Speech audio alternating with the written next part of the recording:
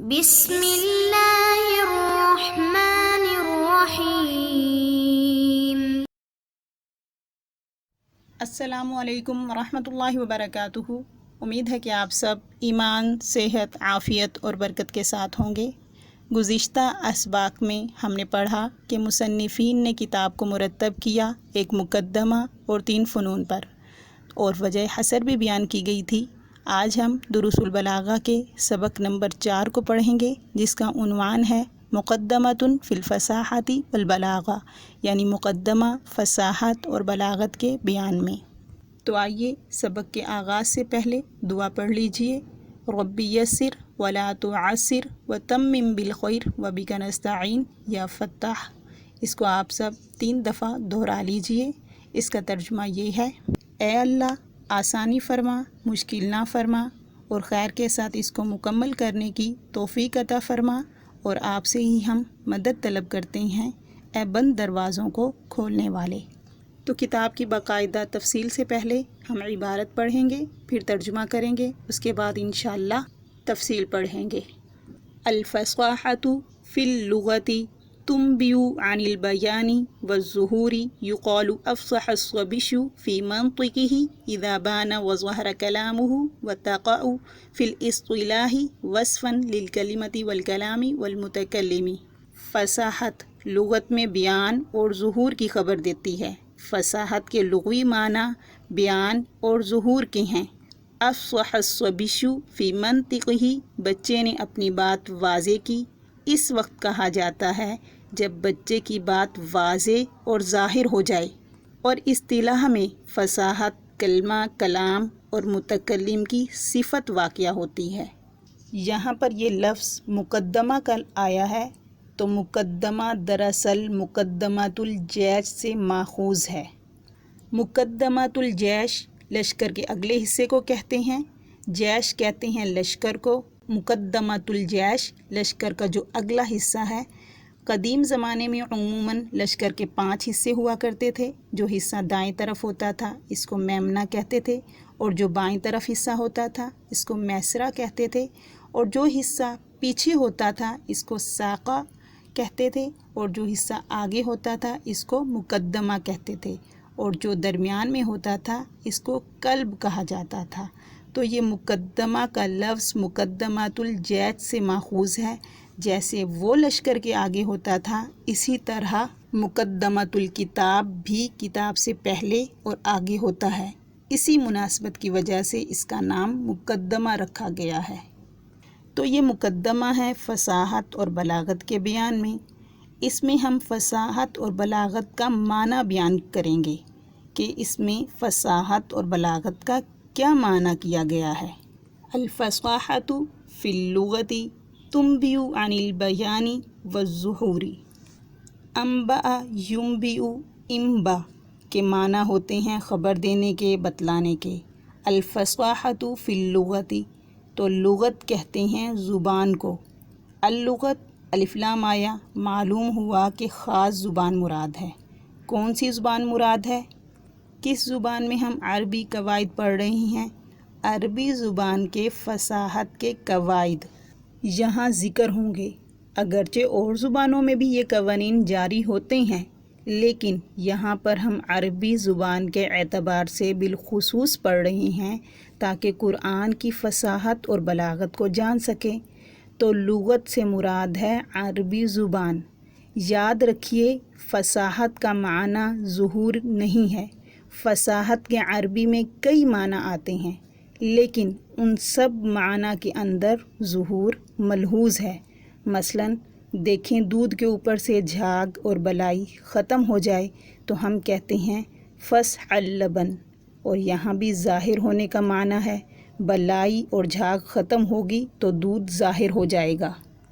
اسی طرح کوئی آدمی صاف اور واضح گفتگو کرنے لگے، مثلاً کوئی غیر عرب ہے، عربی زبان میں واضح گفتگو کرنے لگے تو کہتے ہیں فصح الرجل، آدمی صاف بات کرنے لگا ہے۔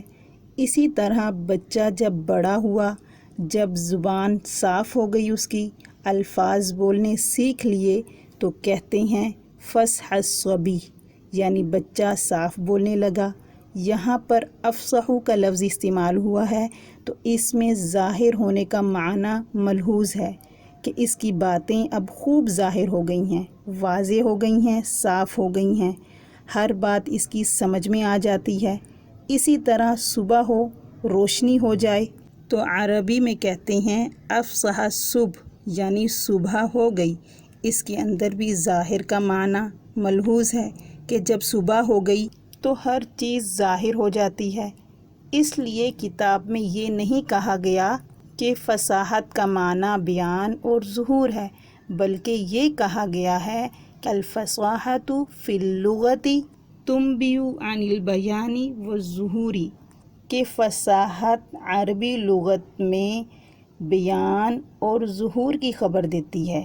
وتقع، یہاں سے بتا رہے ہیں کہ فصاحت جو ہے یہ کلمے کی بھی صفت بنتی ہے، کلام کی بھی صفت بنتی ہے اور متکلم کی بھی۔ کلمے کی صفت بنتی ہے، عربی میں کہا جاتا ہے ہذہ کلمۃ فصیحۃ، اور جب کلام کی صفت بنتی ہے تو کہا جاتا ہے ھذا کلام فصیح، اور جب متکلم کی صفت بنتی ہے تو کہا جاتا ہے متکلم فصیح۔ تو دراصل یہ تقسیم کر رہے ہیں فصاحت کی کہ یہ 3 قسم پر ہے، کلمہ بھی فصیح ہوتا ہے، کلام بھی، اور متکلم بھی فصیح ہو سکتا ہے۔ اب یہاں پر اشکال ہوتا ہے کہ اے صاحب کتاب، پہلے چیز کی تعریف کی جاتی ہے پھر تقسیم کی جاتی ہے، پہلے چیز کی پہچان تو کروائیے کہ آخر یہ چیز ہے کیا، پھر آگے اس کے افراد بھی ہمیں بتا دیجئے۔ جیسے کلمے کی تعریف میں الکلمۃ لفظ وضع لمعنی مفردا، پہلے کلمے کی تعریف کی، پھر آگے بتایا کہ یہ اسم ہے، فعل ہے، حرف ہے، یعنی پہلے کلمے کی پہچان کروائی، پھر اس کی تقسیم، اس کے افراد بتائے کہ یہ 3 قسم پر ہو سکتی ہے۔ تو آپ بھی پہلے فصاحت کی تعریف کیجئے، آپ کو بھی پہلے فصاحت کی تعریف کرنی چاہیے تھی۔ آپ نے تو ہمیں صرف اتنا بتایا کہ فصاحت خبر دیتی ہے ظہور کی، تو آپ نے تعریف سے پہلے ہی تفصیل شروع کر دی۔ تو جواب اس کا یہ ہے کہ یہاں کوئی مشترکہ تعریف ہو ہی نہیں سکتی کہ جس میں یہ فصاحت کلام، فصاحت کلمہ اور فصاحت متکلم تینوں اس کے اندر داخل ہو جائیں، تو کوئی ایسی تعریف ممکن ہی نہیں تھی۔ کلمے کی تعریف میں تو اسم بھی اس میں داخل ہو گیا، وَلَفْظٌ وُضِعَ لِمَعْنًى مُفْرَدًا، فعل بھی اس کے اندر داخل ہو گیا، تعریف ہو گئی اس کی، اور حرف بھی اس کے اندر داخل ہو گیا۔ تو وہ ایک ایسی تعریف تھی کہ تینوں اس کے اندر داخل ہو جاتے ہیں، لیکن یہاں ایسی تعریف ہو ہی نہیں سکتی، کوئی ایک مشترکہ مفہوم ہے ہی نہیں، 3 بالکل الگ الگ چیزیں ہیں۔ کلمے کے اندر فصاحت اور چیز ہے، کلام کے اندر فصاحت اور چیز ہے، متکلم کے اندر اور چیز ہے، اس لیے پہلے تقسیم کر دی، پھر ایک ایک کی الگ الگ تعریف کر دی۔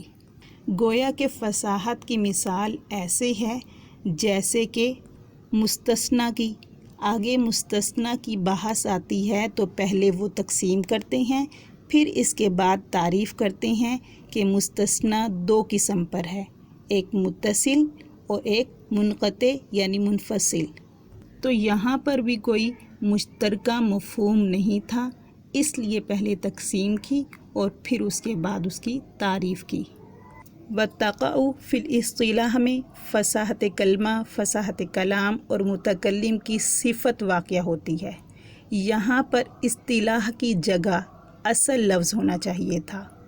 کیونکہ کلام عرب میں یہ جو کہا جاتا ہے ھذا کلام فصیح، ھذا متکلم فصیح وھذہ کلمۃ فصیح، تو یہ کسی کی خاص اصطلاح میں نہیں ہے، بلکہ کلام عرب میں کہ عرب والے فصاحت کے ساتھ کلمے کو بھی موصوف کرتے ہیں، کلام کو بھی موصوف کرتے ہیں اور متکلم کو بھی موصوف کرتے ہیں۔